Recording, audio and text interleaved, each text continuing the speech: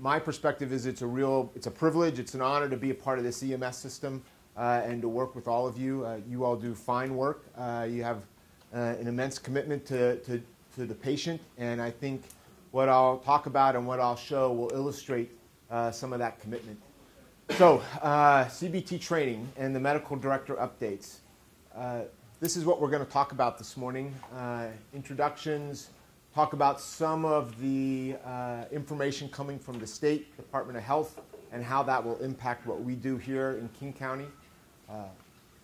Give some updates about the EMT guidelines, right? The famous Blue Book. That's a new version of that is coming out next week. And we want to highlight some of the important changes. Talk about BLS QI case review, case-specific review. Talk about some of the King County QI reports that have come out in the last year. Mention ESO. Talk about the CBT modules, and then conditions of focus. So I want to introduce some new faces. So Jason Hammond. Jason is now the manager of training for the King County EMS division. Jason's in the back. He comes to us as paramedic as way of South Carolina and Iraq. We have Cal Schlegel, who has stepped into John Nolan's shoes. Many of you know Cal from Zone 3. He's a King County Medic 1 paramedic. And then we have two new instructional designers, the folks who do a lot of the heavy lifting in terms of information and educational materials, Elizabeth and Doug. And with that said, I want to also issue a thank you, and that thank you is for John Nolan. So John Nolan served as the training MSO for a number of years, and some of you may have been aware, but last year was really sort of a lone soldier out in front on this activity because the instructional designers and some of the other leadership and supporting roles had left. And so John really did a yeoman's job of trying to shoulder this and move ahead, but really did a lot of the heavy lifting. I also want to thank the folks who have really stuck with it and have been in the trenches last year and this year. So you know Terry Sinclair from EMS, Dr. Carlbaum from Harborview and paramedic training, and then paramedic Sylvia Fetter. Sylvia is a paramedic here at King County Medic 1 and really is dedicated to EMT education. She really has done a wonderful job in helping to craft prior years, but also this year's CBT modules. All right, so let's move on to the second item, which is changes coming down the pipe from the Department of Health. So we have to file, each certifying agency or organization has to file with the state their training program. And within that training program, there have to be certain benchmarks or requirements that the state's looking for. Right? And so there's a litany of these things. But one of them is quarterly training. Okay? So this may be a change or something that your organization or fire department hasn't done in prior years, but this is a state requirement. And the state has given overtures in a respectful and polite way that this is something they're going to begin to pay attention to. And I'll tell you, from an educational, scientific perspective, this is actually better than sort of the one-time deep dive, do everything in a day type of thing. The more you repeat psychomotor training, sort of short bursts but more frequent, actually the evidence says that is the better approach for psychomotor and some cognitive. All right, another topic from the state is the Travis Law. So this was passed earlier this year, and it's essentially a mandate. It's a law, an RCW, that says EMS providers must undergo specialized training in how to care for persons with disabilities. So it's generally a good thing. All right, I think the concepts are very strong. It makes perfect sense. I will say that I have looked over the recently issued curriculum from the state, and it's mostly common sense, right? It's things that we already do now, sort of like reflexive, oh, well, yeah, of course, right? But there are a few kernels there. So you may hear your colleagues in other counties, Pierce, Snohomish, where have you, saying, well, we're doing this training. It's supposed to be done by 2019. Indeed, that's what the state has requested. But by the time this sort of got rolling and the curriculum got posted, we were 90%, it was just last month or a month before that came sort of posted. And so we said, we've had conversations with the state and let them know we'd like to do a good job with this. So we're going to roll this into the 2020 CBT. And they're fine with that. All right, next item. Updated EMT guidelines. So this is the blue book, right? We spent some time this summer. The senior EMT instructor group got together at North Seattle College and went through it literally line by line, page by page. And then there were a specific group of individuals who really dedicated themselves, basically did written reviews of the manual to suggest updates and changes. So again, call outs to Mike Coolidge and Kathy Pompeo from Shoreline, Nate Strobel from Puget Sound Fire. And then the last two, Micah and Anna, are physicians at Harborview, EMS fellows. What are those changes? Well, I will say that you can leave here today and essentially do what you've always done and be fine. Right? There's nothing that, we're not opening a whole new transformative page in medicine for EMS. I would say less than 1% of what's in that book is different. So just to highlight some of the bigger issues, so we've incorporated shock index as another indicator. It's just, when the pulse is greater than the blood pressure, it's another way to identify shock. Oximetry is now approved for all age groups. We've added this list of anticoagulants. So in the last couple of years, we're all used to Coumadin and maybe to heparin, but in the last couple of years, there's been a whole new class of thrombin inhibitors. So these are the Xareltos of the world, Pradaxas or Eliquis's. You see the ads on TV. These are now indicated for the same things we use Coumadin for. So for people who have deep venous thrombosis, for patients who have atrial fibrillation. So they thin the blood, a slightly different mechanism, but the proclivity to bleed is quite similar, right? So you need to understand and be able to identify these drugs as something that put people at greater risk of bleeding, all right? And maybe perhaps have a lower threshold for elevating care in those folks. And again, they're listed now on page 55 of the new version, and what we hope is that they become part of your vocabulary. We don't ask EMTs to sort of memorize the litany of medicines, but we do want you to be familiar with some of the more common ones, especially as they have implications for emergency care. And then the last topic I'll just highlight this morning is the left ventricular assist device, or LVAD. All right, so the LVAD is a device that helps the heart pump blood forward. So historically, the quote rule has been, well, you don't do CPR on these things, with people who have these LVADs, because you can hurt the LVAD, dislodge the LVAD, cause the patient more problems than they already had. Well, you say, well, if they're dead, how much worse can it get? And the reality is, it can't. The cardiothoracic surgeons tell us these things are good to go. And actually, the directive now, as of just this fall, is these patients are eligible for CPR, AED, and shock, just like any other patient that you find lifeless. Now, we could make this a lot more complicated, and it is a lot more complicated on some level.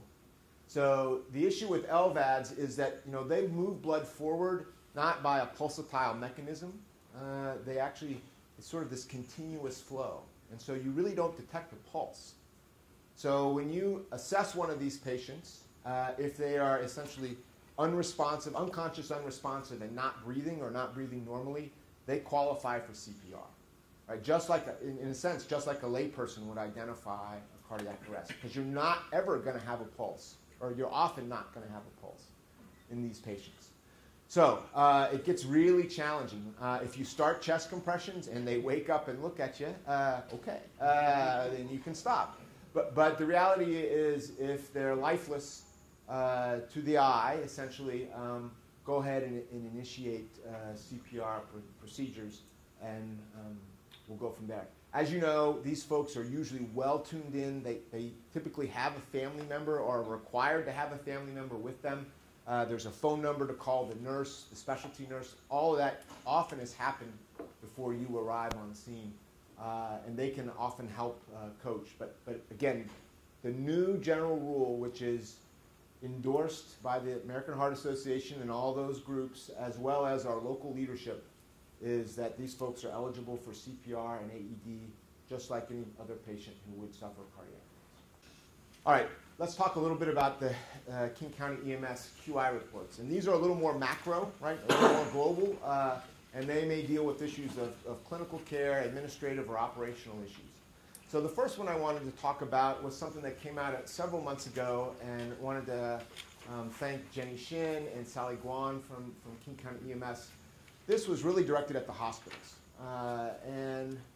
So occasionally we experience this where you've spent 30 or 60 minutes resuscitating a patient, and perhaps they've rearrested, and you bring them back to life.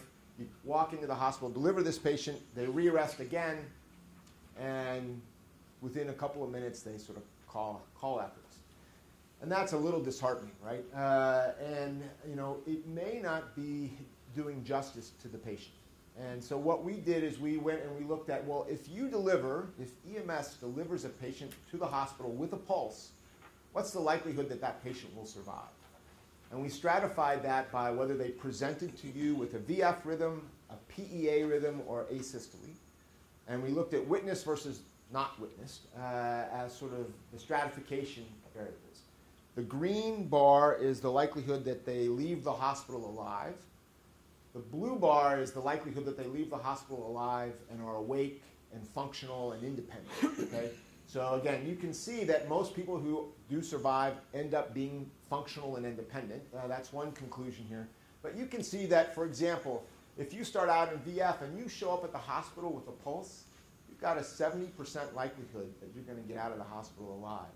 And so my contention here is, if you're the hospital, you need to work pretty darn hard, because the odds are with that patient, right? And we ought to do our very best. PEA, it's 1 in 3, and even in asystole, there's a 1 in 10 or even 1 in 5 chance, depending on whether the event is witnessed, that that patient's going to get out of the hospital alive. So this was our messaging to the hospital that, hey, match the effort of EMS, right? Please give it your all, because these patients actually have a pretty good chance of surviving, especially those patients that start out in VF and to some extent PEA. All right, second topic that was featured about a month or two ago was this idea of interrupting CPR, right? So we have goals not to interrupt compressions as much as possible, and that when the AED is applied, that goal is 85%, with the ALS defibrillator 95%. So Dr. Counts from Seattle did a lot of this work, and I want to give her some credit here. So what is the leading cause of CPR interruption? Right? Turns out it is rhythm analysis. When you think about it, it makes sense, right? We analyze the rhythm typically every couple minutes, and when we do that, even if we only break for 10 seconds with the AED, or even just a few seconds with the ALS manual defibrillator, if you do that it adds up. If that interface isn't well honed and efficient, that 10 seconds can quickly become 15 or 20 seconds. And we see examples where it's sometimes even longer. So the bottom line really is that the technology that's life-saving is also the one that sometimes inhibits or impedes best care. And the teaching point here, if there is one, is that you need to know your technology. Please, please make that technology work for you. I mean, I listen to these, I review many of these calls, and I'm generally impressed. But if there's an opportunity to make those interruptions as short as possible, it really often comes down to using the technology wisely. What percentage of EMS calls are cardiac arrest? Yeah, it's small. It's 1%, right? So, and you know that how you do in resuscitation is sort of a benchmark for how your system operates, right? So people look at an EMS system's resuscitation rate as as a marker of whether they have a good system, an okay system, or not so good. I mean, that may not seem fair. It's only 1% of what we do for EMS even, and yet this is what characterizes our system. Well, it does test all links, you know, from getting the layperson involved all the way through the hospital. It does represent sort of how good your emergency care is across that spectrum. So, and we experience some of this same thing in the hospital, right? How we take care of heart failure, for example, only 1 or 2 or 3% of all the cases. That really helps classify what kind of hospital we are. Are we a high-ranking hospital? You know, the University of Washington is always a high-ranking hospital. Well, they do a really good job of taking care of heart failure. And that's one of the most important metrics that informs that survey result. So, again, cardiac arrest is important. It's only 1%. We need to try to identify those because we have to follow up on all that information. Now, EMS Downtown has a number of methods they use to find the proverbial needle in a haystack. But what I will say is the most efficient and effective method is when you all get online after an arrest and you register it through EMS Online. You know, you go to the Tools tab and Cardiac Arrest, and that will drop down, will occur, and there's, you know, a half a dozen questions that you have to fill out. It takes a couple of minutes, but it really does trigger then the process downstream where they go to the hospital and get hospital information.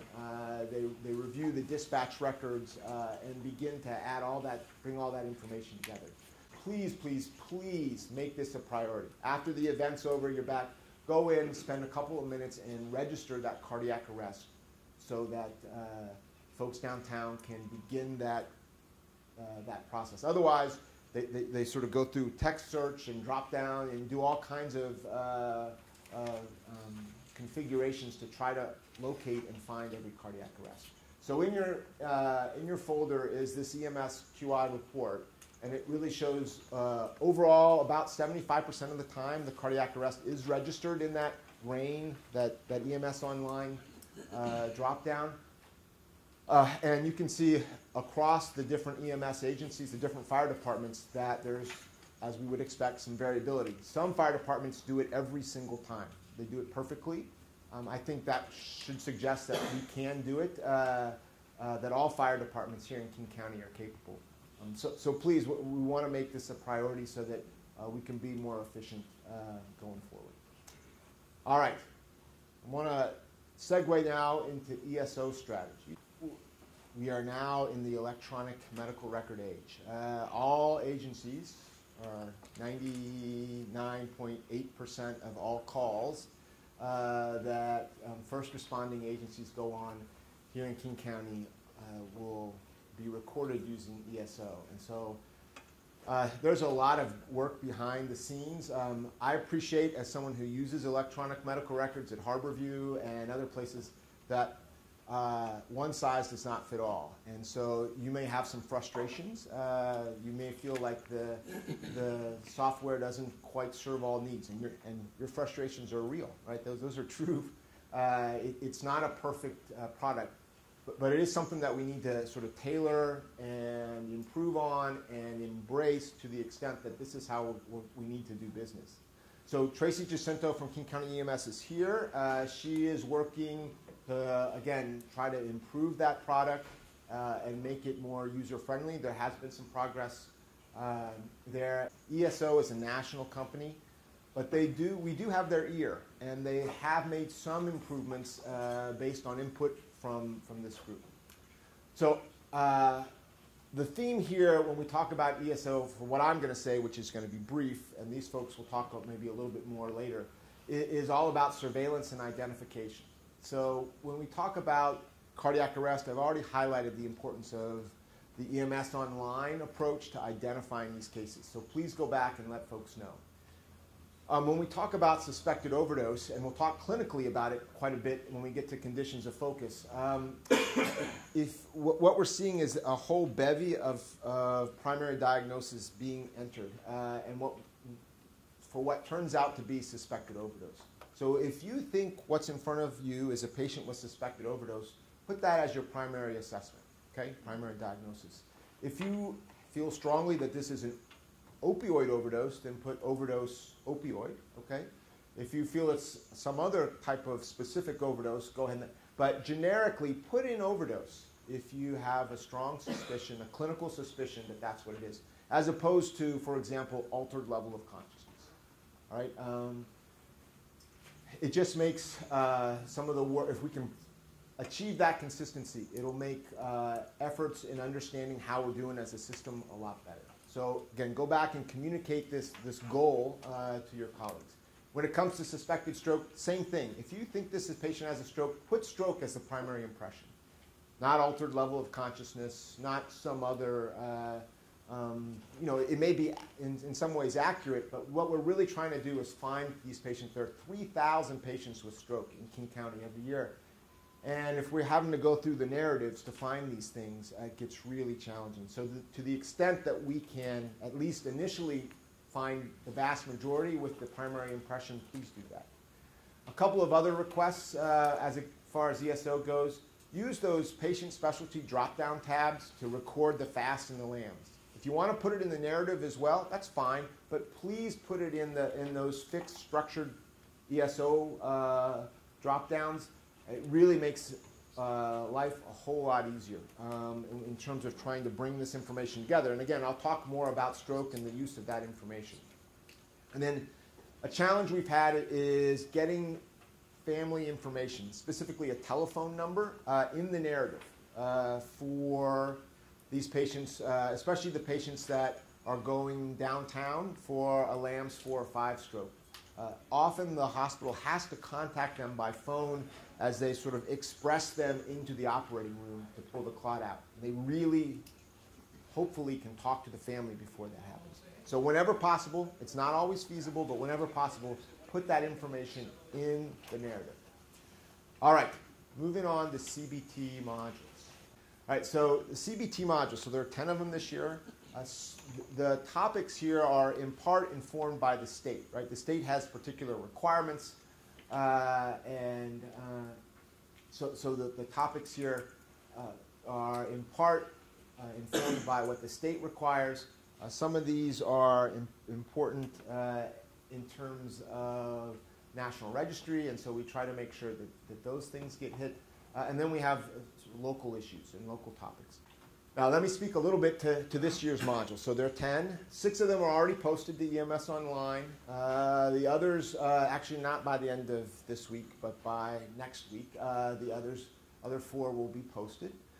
And then I want to point out that there are takeaways guide that I put together. So I watched every module. I took every quiz. And when I missed a question, I complained to Sylvia that, hey, I don't understand. No.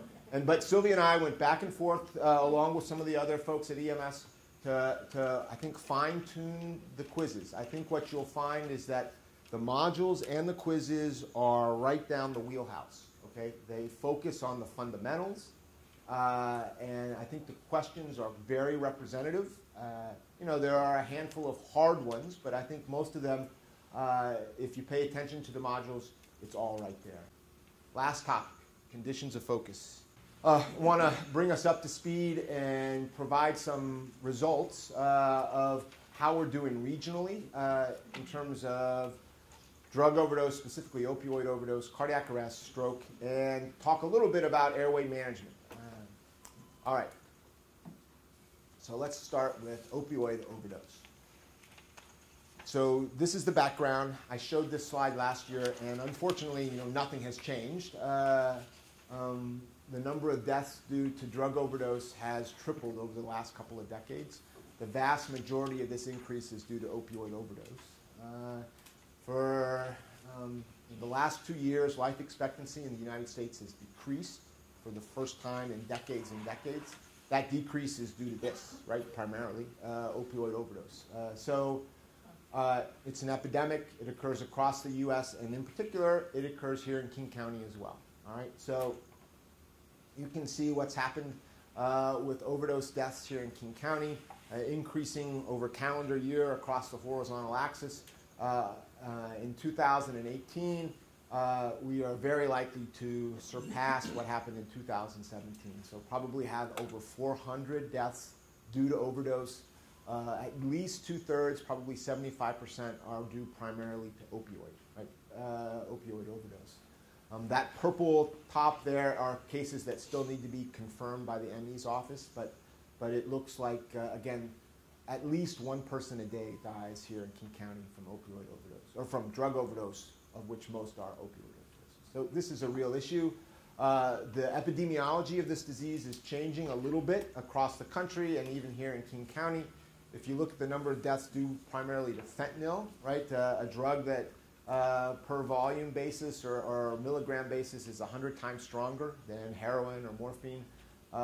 Instead of having one death a month from fentanyl, we're now having one death a week here in King County. So this is a real concern and could make that bar graph sort of shoot to the sky, unfortunately, because it's so volatile. Right? The margin for error when you dose yourself with fentanyl is exceptionally thin, and so we worry, right, that this will become a bigger and bigger challenge. All right, so a couple of years ago, we decided that we're going to make EMT nasal Narcan part of a toolkit that the EMT can use here in King County to manage patients with suspected opioid overdose. So at the time and today, right, the rationale for doing this is a little bit different than the rationale we used to have EMTs use epinephrine for anaphylaxis. Right? So I make this point every year. I think it's important. Epinephrine is the treatment for anaphylaxis. Right? It's life-saving, and it's a skill that you have to have, and you all have saved lives. I showed this last year with the anaphylaxis stuff. It is, you guys are saving lives with your treatment with EMT Epi. When we talk about EMT nasal naloxone, it is a treatment. It's not the treatment, right? So the treatment is back valve mask ventilation, right? That's what saves those patients' lives. But having it as part of your toolkit is reasonable. Right now, law enforcement and lay people carry this. So when you come on scene, it's useful for you to have that background and understanding on how to use this. The other thing that's happening is there's an immense pressure from the public to what can we do to be part of the safety net. So here we go. And there are some occasions where this is actually truly helpful in managing the patient at the EMT level. So how are we doing? Right? I want to thank Leslie from King County EMS who did some of the heavy lifting here on some of this project. So the first question I'll ask is, what proportion of patients with suspected opioid overdose receive naloxone because of autonomous decision-making and treatment by the EMT? So paramedics were not on scene saying, yeah, go ahead and give that. This is from sort of beginning to end. The EMT made this decision independently. So about 20%, about 1 in 5. And so what we did is we did something similar to what we did for anaphylaxis. We basically went through each case and reviewed it more than one person to understand how often it was being used and under what circumstances. And here's that 8-month experience. There were 530 suspected opioid overdoses, and in 105 cases, the EMT made the decision and delivered the drug on their own for those patients, which is fine, right? Again, it's not an absolute like anaphylaxis, right? We'd want that to be close to 100% for true anaphylaxis. But for opioid overdose, by golly, we need bag valve mask ventilation to be 100%. And then this to come in at some smaller figure. And right now, based on the experience from 2018, somewhere around 20%. All right, so the next question then is naloxone being used correctly, right? So it's being used in 20%, but when we look at each case of EMT naloxone, is it being used in the right circumstance? So those are the criteria in the algorithm, right? Decreased respirations, decreased LOC, pinpoint pupils, evidence or history that makes you suspicious, and then no confounders, right? Is the patient, if the patient's a diabetic, you better check a blood sugar, right? So I think we look for these types of things and make sure that information is documented. So we went through the cases, looking for these criteria. The other thing we did is we looked downstream, right? We looked at what the paramedic report said. We looked at whether the patient responded to the Narcan. We also looked at some hospital information. And you say, well, that's not fair, right? I'm stuck at the time point A. I got to make the decision based on what I see and here you're deciding whether I was right or wrong based on all this other information downstream. That doesn't seem quite fair, Dr. Ray. You're right, it's not fair. But what we're trying to do is come up with the gold standard. Who is the true opioid overdose, and how often does the EMT get that decision right in the moment? Okay? So I appreciate that in some ways this process is a little stacked against you, but I think it's useful to understand the bar here is the absolute truth. All right, so again, we use response to treatment, paramedic reports, and in some case, hospital information. So I'll ask the question, what proportion of cases who received EMT nasal naloxone had a true opioid overdose? 100%. Oh, I just told you I wasn't going to be fair. No, it's not 100%, but it is 95%, so I like that attitude, right? You're right. You guys do a good job. So 95% of the time, when you chose to give nasal naloxone, by all accounts, based on physician review, this really did look like an opioid overdose. Okay?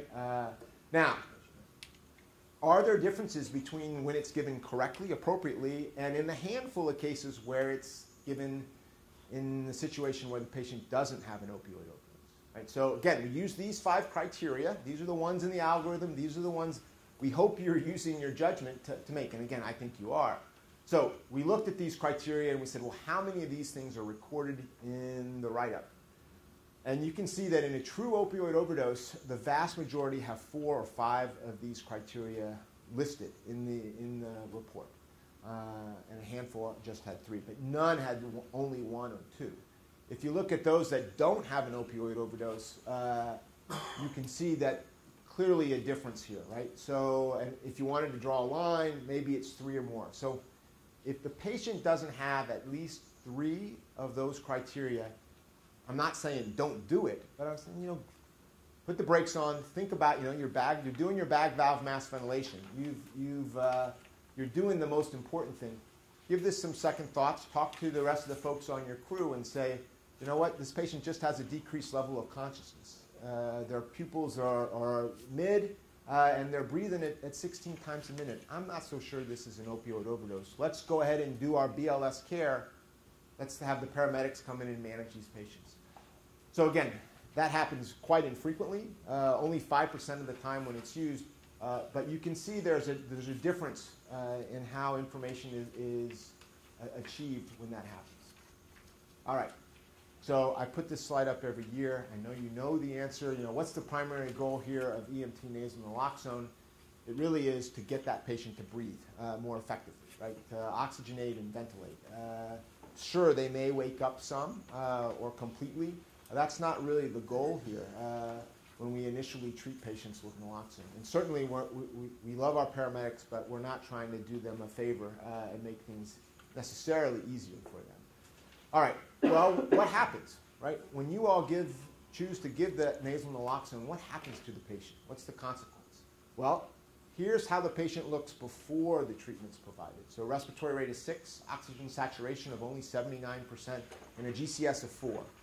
By all accounts, these patients are sick, and I can imagine that patient, that sounds like an opioid overdose. Right? So what happens when you give that 1 cc, that 1 milligram of naloxone intranasal?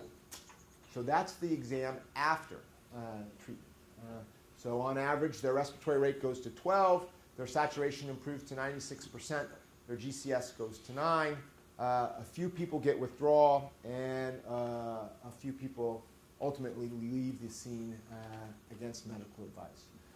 So from my perspective, this is actually perfect titration for the med, right? It increases respiratory rate, improves oxygen saturation. Now, I appreciate some of that is a consequence of the bag valve mask ventilation, of course. But this gets you from a danger zone into a stable zone, right? The patient wakes up some, but not to the point typically where they're agitated and causing problems. Okay? This allows the paramedic, you've got a more stable patient, one that the paramedics can now titrate additional therapy and take it away from there. So when I look at how we're doing, right, the EMTs are identifying the right patients, and maybe that 20% will creep higher over time. That's fine. Again, the most important thing is bag valve mask ventilation. And when it's delivered at the 1 cc dose, you're achieving a solid therapeutic effect on average that I think helps the patient and doesn't put them at risk. So congratulations, this is great work. Again, it rivals the work you do in anaphylaxis in terms of operationally being on target. Some of the things that have come up are, well, shouldn't we give a second? If one is good, should we give a second? And the answer is no. Again, when they started this in Snohomish, they gave a 2 cc dose, and they had more withdrawal and sort of more angry patients. And so that's why we chose that 1 cc dose. And I think that's where we'd like to stick. And remember, after you treat, you go right back to bag valve mask ventilation. And then you can reassess and additional therapies, which are often provided by paramedics. And that's fine. Okay, all right, we're going to move on to cardiac arrest resuscitation. I know I talk about this every year, but understand this is an exceptionally important. This is the patient that will live or die based on what you do. Absolutely. And it is the one condition that meets all those criteria. So the first comment is to bring back this slide from last year. So last year I went through a bunch of things that we were looking at and gave myself check marks, but when it came to cardiac arrest and posting that to EMS online, those reviews, it was not going well. Okay, and I take that responsibility last year. I want to credit Chris Drucker, who's in the back here, for really streamlining the process, making it more efficient and more effective so that myself and Peter Kudenchuk, the good-looking guy on the right there, could do this work more effectively. So where do we stand in 2018? Well, we've quadrupled the number of cases we were reviewing. And I'll just say that half of those reviews have happened in the last 3 months as we've worked out the bugs. So I expect that number to be even greater next year. And I'll report on it next year. We need to do a good job. So thank you for sending in your downloads. These reviews from myself, selfishly speaking, are exceptionally helpful. Let us understand some of the dynamics and where the challenges are. You pointed out sort of pressing the analyze button just as you're coming off the chest. These types of examples are really useful. Okay, so thank you for that. Let's move on then to sort of the more macro view, which is, this is a graphic of survival to hospital discharge following witness VF arrest. So we have calendar year on the x-axis, and we have, again, survival to discharge on the y. So I would ask you to focus your eyes and find 2 time periods where you think survival improved the most over time.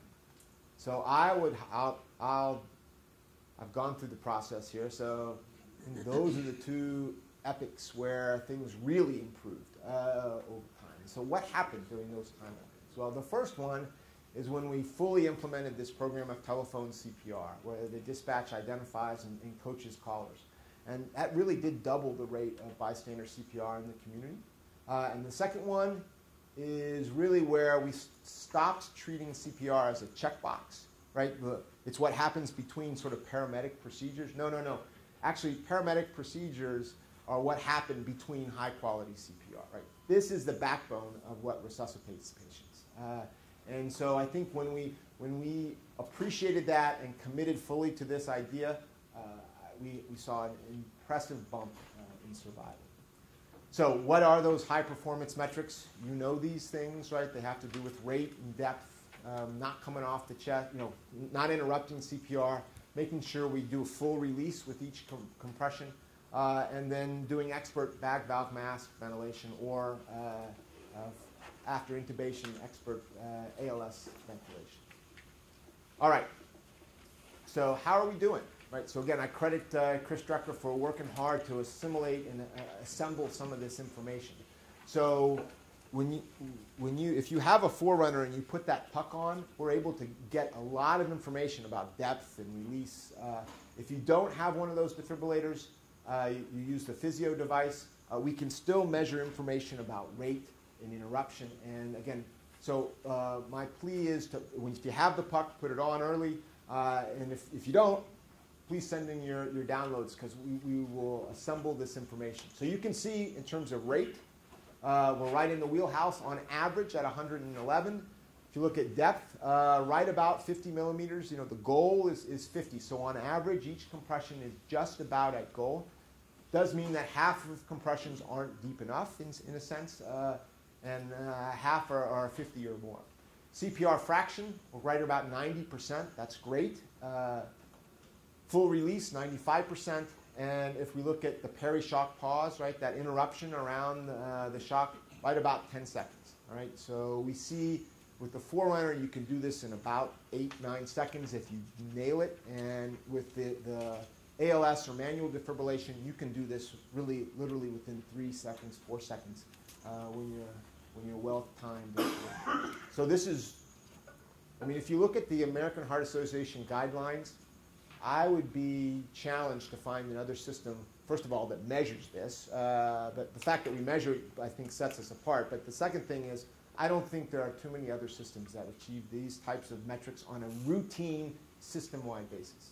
So that looks great, and again, I congratulate you. This doesn't happen by accident, all right? It's not a coincidence, right? This takes practice, commitment. It's a team effort, right? So if someone's not doing it right, kindly make sure that they improve and improve right there and quickly for the sake of that patient.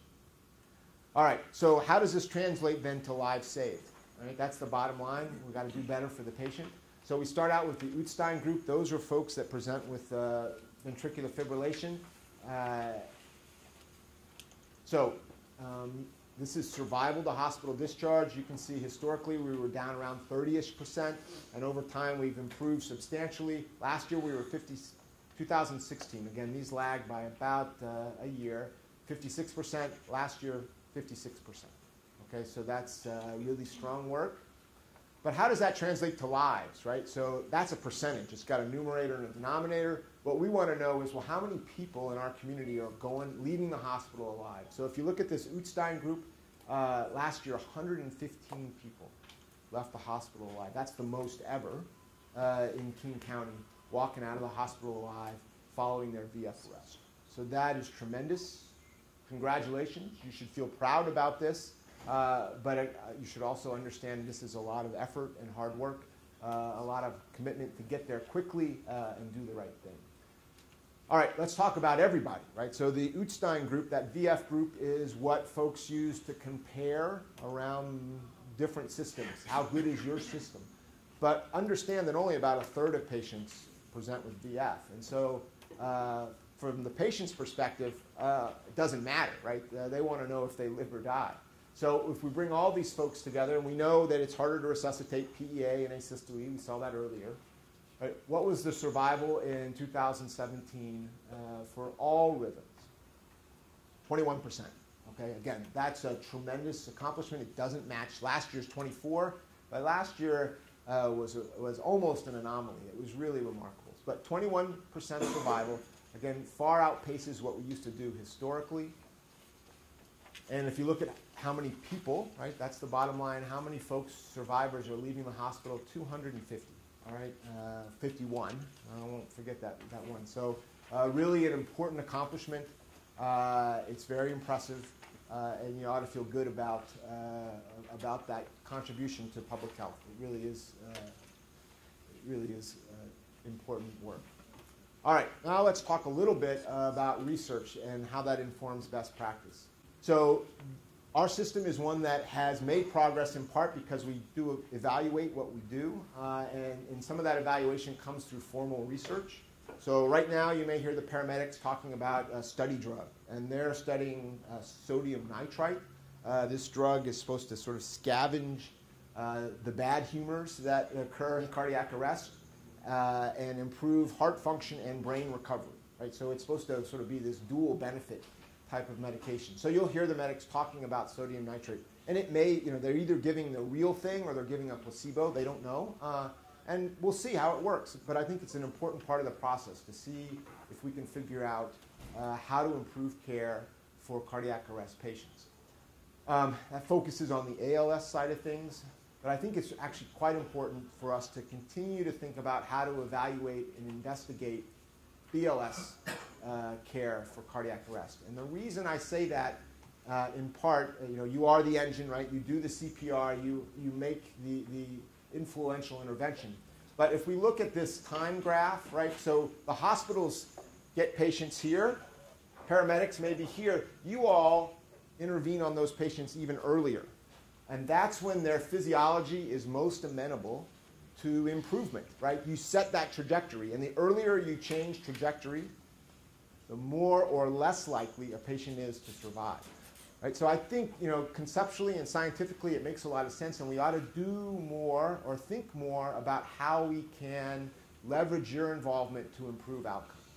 So there are two interventions, and I'm going to ask you to stick with me here. Okay? I know I've talked about this before, and you're scratching your head going, you've talked about this, Dr. Rea. Why hasn't it happened yet, Dr. Rea? You're just telling us the same thing we heard last year. Well, not quite, first of all, but stick with me. I'll explain as we get. So the first one is an airway intervention. And the idea here is to look at the eye gel, or a supraglottic airway, a bag valve mask on a stick, as it were, compared to the bag valve mask for BLS care of the airway during cardiac arrest.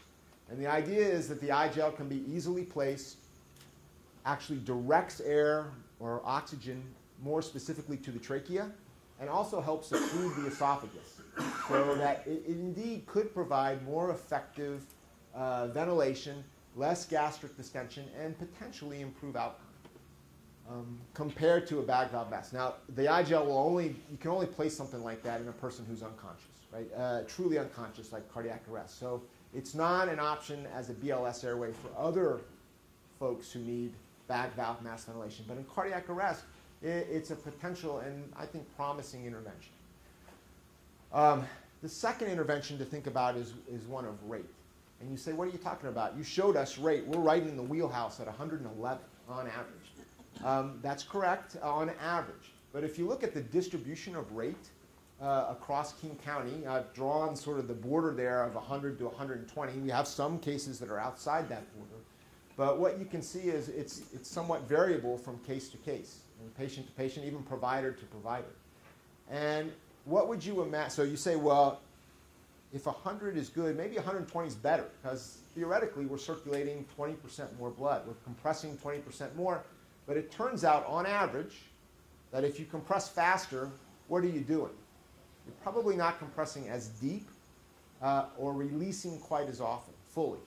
Now, there are certainly cases where the provider goes 120 and does, each compression is picture perfect, right? 2.1 inches and full release on 100%. But on average, across the system, the faster you go, the harder it is to compress fully, and the harder it is to come off the chest completely. It makes sense, right? And that's what we've observed when we download that puck information. So, at the end of the day, is 120 better than 100? I don't know. Could it make a difference? Yeah, it could. And so the question is, well, how do you get someone to go right at 100 or right at 110 or 120 if you wanted to compare these? Well, when that firefighter takes out their phone and sets that metronome, I will tell you that that rate goes from whatever it was to whatever exactly that metronome is. And it might take 3 compressions, but pretty soon, even that guy with the no rhythm at all can find that compression rate and just 104.5, boom, that's where they are, compressing. So the idea would be to, hey, well, why don't we got a simple, cheap way to align compression rate. Why don't we use this and compare 3 different rates, 100, 110, and 120. And that may and potentially would influence outcome and survival. Given that CPR is so important to resuscitation, and we know that rate does more than just affect rate. All right? It affects a whole bunch of other parts of the compression care. So the challenge we have, again, so this is why I asked you to stick with me, is we absolutely have the infrastructure, the right people to make this happen. We've gotten regulatory approvals to do this. The challenge is money. It's always money, right? So the issue is when you do this type of evaluation where you're going to randomize a patient to a certain chest compression rate, you have to have someone immediately go to the hospital after that patient and talk to the family or the patient, if that's possible. Let them know that they're in a study because you can't consent. You don't obviously consent the patient right there. You can't. They're unresponsive. And that person has historically always been a nurse, and nurses are expensive. In fact, it's not just one nurse for our system, it's usually two, given that we have 3 or 4 arrests a day, all over 2,000 square miles. So we are working really hard to get dollars to make this happen, but we don't have them yet. So we've put in a couple of grants, and we hope this will happen soon, because I do think there's something to be learned, and I think we can improve patient care at the BLS level through this type of investigation. So cardiac arrest summary, outstanding work. You're saving lives, making a true black and white difference when it comes to public health. Please keep this high on your radar, stay committed, it really is important. And we know that we are committed to continuing to sort of push the limits of what BLS does to improve care for these patients. So, stroke. Everyone understands that a few years ago, there was sort of this dawning of a new care for stroke, and that's specifically for large vessel occlusive stroke. So where one of the big blood vessels gets blocked by a clot, an ischemic stroke, you can now go in with a catheter, pull that clot out emergently, and it's essentially transformative, right? And I've given this example before, but the patient goes from either being dead or being confined to a nursing home for the rest of their life to leaving the hospital in 3 days, going back to work, and enjoying a normal quality of life. So this intervention is unbelievably effective most of the time. And the challenge is that only about 1 in 20 strokes, 5-ish% of strokes, qualify as these LVO strokes. And that only particular centers do this intervention, and that this intervention is time dependent, right? So the sooner a patient has it and can get treated, the better they will do with the therapy. So we need to identify these patients and facilitate timely care that matches the right patient to the right care. So we use your general clinical gestalt. If you think the patient might be having a stroke, you apply the FAST exam. If the FAST is positive, it's a yes-no qualitative scale. If it's yes, then you judge the severity with the LA motor scale, or the LAMS for short. Right, and that's a 3-domain scale: facial droop, arm drift, and grip strength, and it's a total of up to 5 points the patient can score. And if the higher the score, the more severe the stroke. And patients with a 4 or 5 have a higher likelihood of having one of these large vessel occlusive strokes, or LVO strokes, and those folks need to get matched to the intervention. So, essentially what we're looking for are patients with the unilateral paralysis. Okay, that's an important word. It's not someone who you're sitting back going, is that patient a little weaker on the right than the left? Those patients may have a stroke, for sure, but they're not going to have one of these LVO strokes, right? Usually these patients have sort of a profound deficit that's unilateral on one side of the body. They can't move their right side or their left side. It's not subtle. Right, these are the patients we're trying to identify early on in the field and get them to the right place. Okay. The other part of this is that they had to have this deficit for less than 6 hours. Right, last known well of less than 6 hours, which can complicate things and make things harder. But the reality is, when they started these studies to evaluate this treatment, this intervention, the thrombectomy, they used patients who had only had symptoms for less than 6 hours. All right, so the action plan, if they qualify, get paramedics on the road quickly if they're not already en route. They're triaged to a thrombectomy hospital, and we gather this information, medications, the family contact, repeat vitals, and we move those patients forward in the chain of care. All right, so that's how it looks in terms of the King County algorithm, right? That's it. It's the one-pager on the right side there.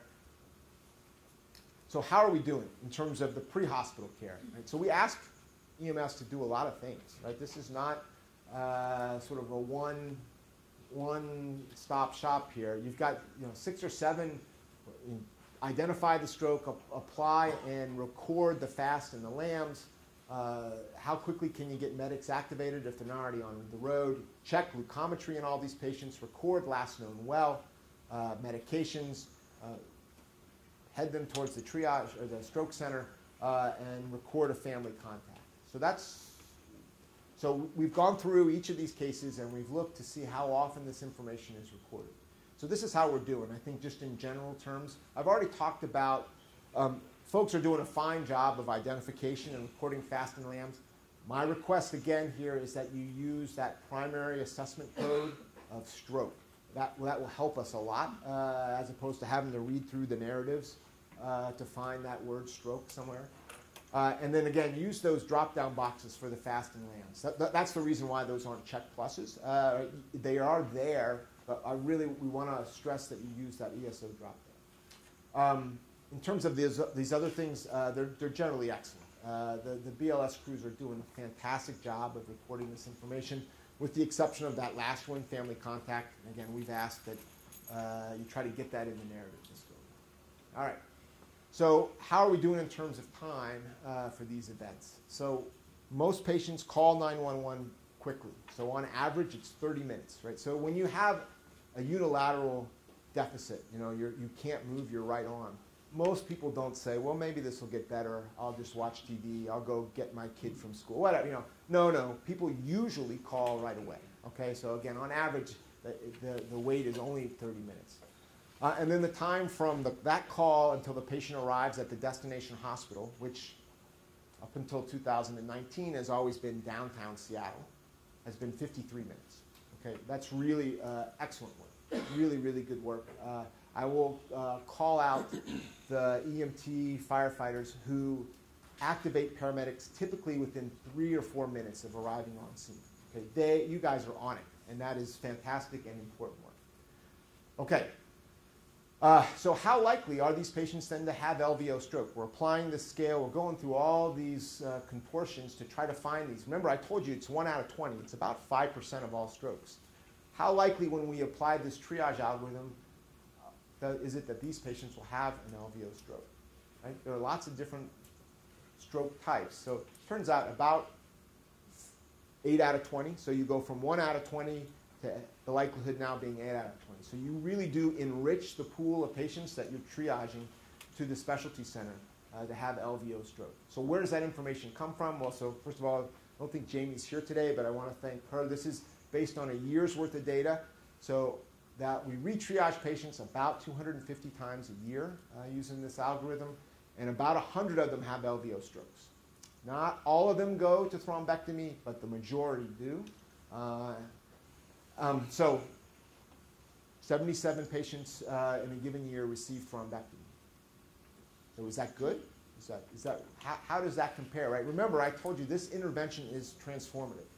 Right? It completely changes the prognosis and the function for these patients. Well, so again, thanks to Jamie Emmert, we're able to go back and look at, well, what happened for these patients for stroke before? How often were we doing thrombectomy across the county, emergency thrombectomy for LVO stroke, before we put this re-triage into place? About 25 times.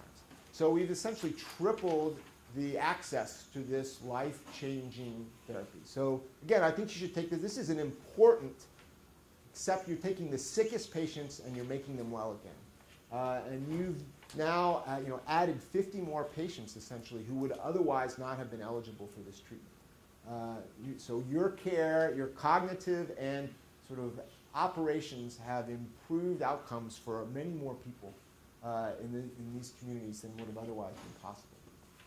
The other, I guess, what I would call benefit is that this triage actually also identifies about 60 hemorrhagic strokes. So understand that hemorrhagic strokes are relatively about 10% of all strokes, but that these patients have an especially bad prognosis. They often do need a comprehensive stroke center. So the critics would say, well, you're only getting 4 out of 10. And I'd say, yeah, but we're tripling the number of patients who get thrombectomy, first of all. And the other sidebar here is that 60 of these patients have serious hemorrhagic stroke that actually benefit from being in a comprehensive stroke center. So as sort of a sidebar consequence, really 2/3 of patients, the most serious strokes, are landing in hospitals that can provide the care they need. So I actually think there are even more benefit than just the thrombectomies. All right.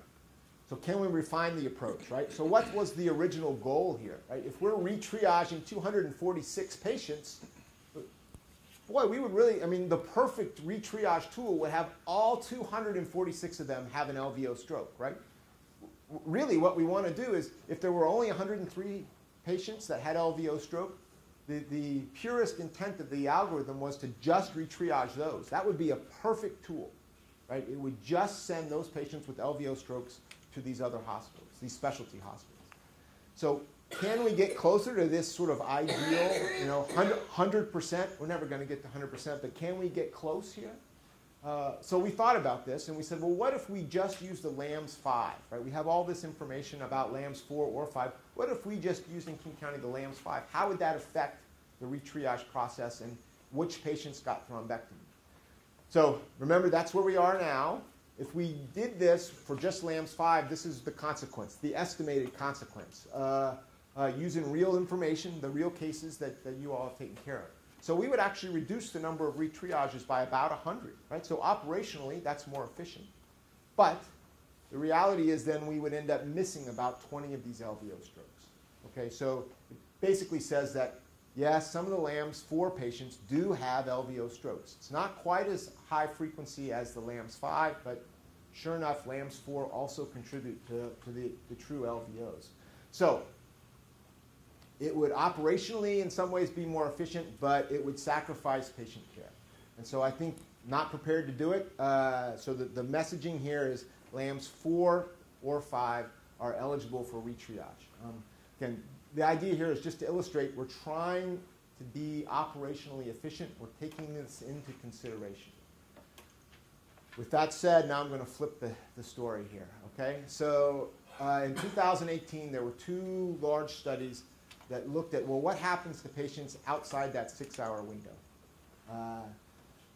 So the original investigations chose 6 hours somewhat arbitrarily, right? Understanding that time is brain, and at some point the brain can't recover, right? The brain dies, and it's just not, you're not eligible, and that thrombectomy procedure isn't going to help. So they chose that 6-hour window, but it works so well up to 6 hours. They said, we really owe it to patients to look beyond there. So there have been a couple of large studies looking at 6 to 24 hours and whether those patients benefit. And the answer is, yeah, they benefit, and they benefit a lot. Okay? So there is clear benefit now for a subset of patients in that 6 to 24-hour window of last known well receiving thrombectomy. So let's talk a little bit about this and how it applies here. Should we extend our window, right? So again, we took the data from prior year and tried to understand how will this affect operations, right? We want to do everything we can for patients, but at some point, right, there's an operational tipping point where the system can't absorb that. So we looked at this. Now remember, how long do patients on average wait before they call 911? 30 minutes, right? So there aren't a lot of patients that are going to wait 6 hours with their, their arm paralysis before they finally call. That doesn't happen, right? Most people apply some common sense. So yes, it will lead to more patients, about 100 more over the course of the year. But we know that 100 will actually also have a fairly high rate, 40% rate of LVO. Not all of them will be able to go on the thrombectomy, but some proportion will. So, if we do the math, we'll go from about 100 to upwards of 150 LVOs, and we'll be able to add an additional 20 or 25 thrombectomies. Okay? So, is this something operate? So this is for all of King County, Seattle, Zone 1, Zone 3. Can we absorb this? The answer is a couple of, so Zone 1 has already been piloting this, and they would say it's a shoulder shrug. Hasn't been a big deal. If you talk to the leadership, maybe you all feel differently, but certainly the leadership, the paramedic leadership who are doing the transports for these patients have been able to do this. I will say we've looked closely at where these patients come from. 40% come from Zone 3. 25%-ish come from Zone 1. And you do the math, what is that? 35% come from the city of Seattle. So we understand that it may have a slightly larger, may have a bigger impact here in Zone 3, but I think that the health benefit to the citizens is worth the investment, okay? So we're going to expand that window from 6 to 24 hours, and I'll talk a little bit more about the specifics of that. We're informing our your ALS partners that this is happening. Again, as I said, in Zone 1, some of the shoreline, for example, has already been doing this. Who are these patients, right? Most patients don't wait 6 hours. These are the patients with the wake-up strokes, typically. All right? So these are the patients that were fine at 11 o'clock last night, woke up at 7 this morning, and they can't move their left or right arm or what have you, right? These are the patients that technically, last known well is 8 hours, right? So they don't qualify. So they wouldn't typically be re-triaged downtown. But you know what? When did that stroke occur? I don't know. Could be the reason they woke up at 7 a.m., right? Because they started, in their brain, they realized something was wrong. It could have been at midnight last night, but we don't know. Well, the new triage algorithm makes this not an issue anymore, right? Patient went to bed fine, and now we know their last known well is still 8 hours. You've got to write that down, last known well 8 hours, but we don't know the onset of the stroke. These patients are now all eligible for this thrombectomy procedure. And I think this is the group that we're most likely to capture and benefit going forward. Recall that if the patient has marked functional deficits, right, they're bedbound, they have sort of bad dementia, that those patients are not eligible for this procedure. Most interventionalists at these specialty centers won't take those patients to procedures, right? They were excluded from all the studies.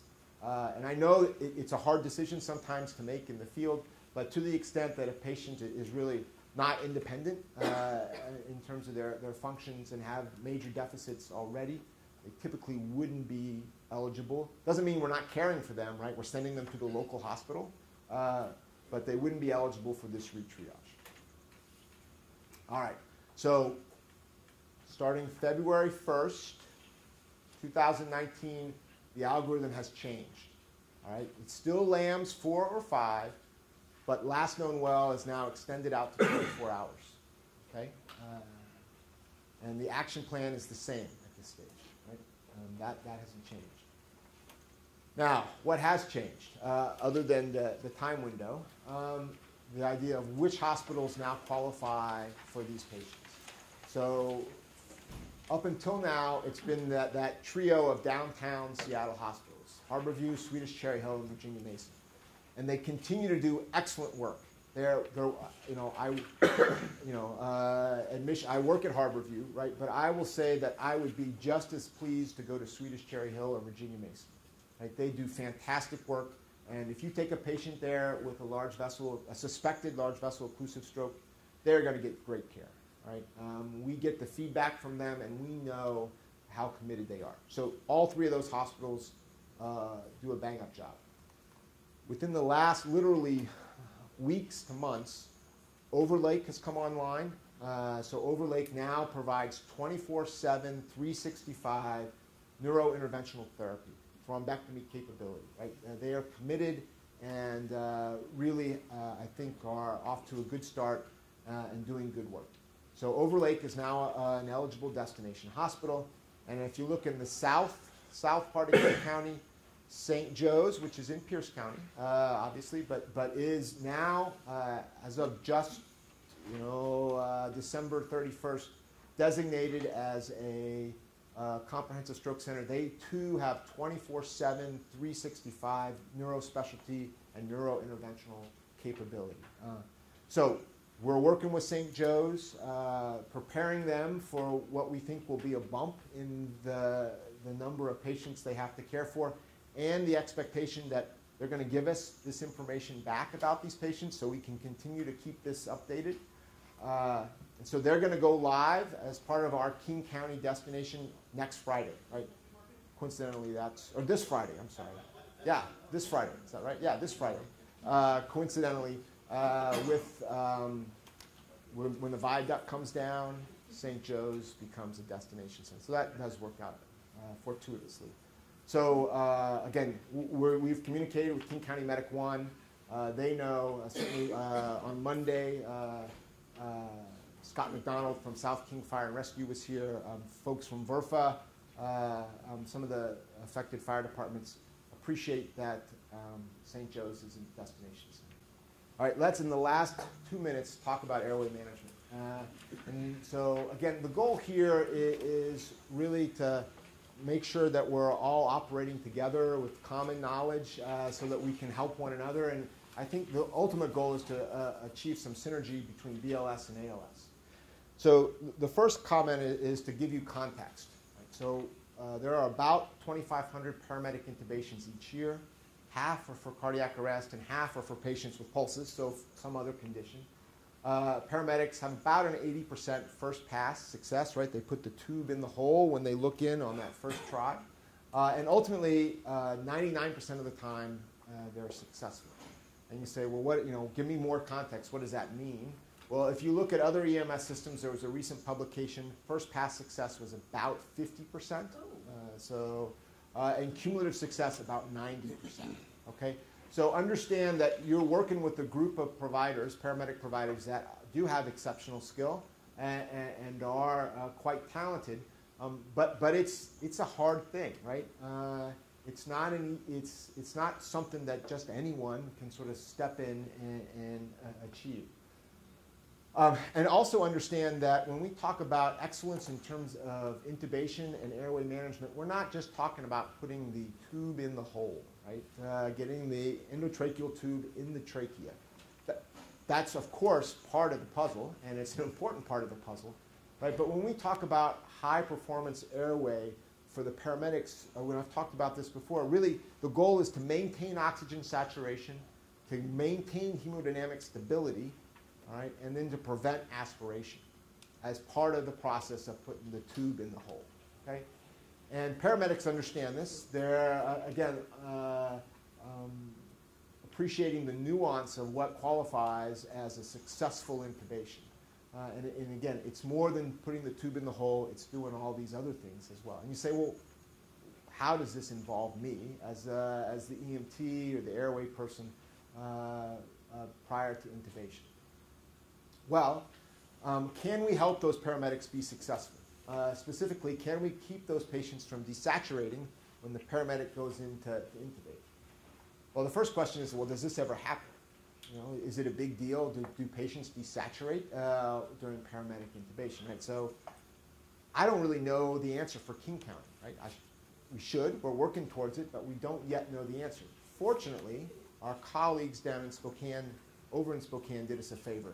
And I commend them for this effort and for sharing this information. I think it's very instructive and very helpful. So let's quickly review this. Right, so they looked at the defibrillator downloads for all patients who got intubated who weren't in cardiac arrest. Right? So we look at the ones for cardiac arrest. We get a lot of good information. But they looked at every patient who had an attempted intubation who wasn't in arrest.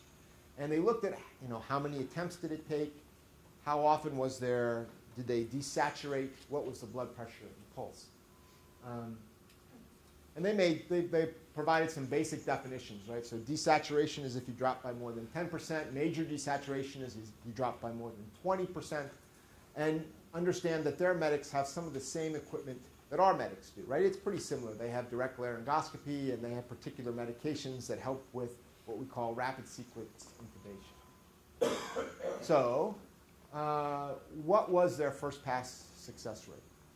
How do you think they do? Now understand this is a subject, right? The paramedic just writes this, right? It's just self-reported.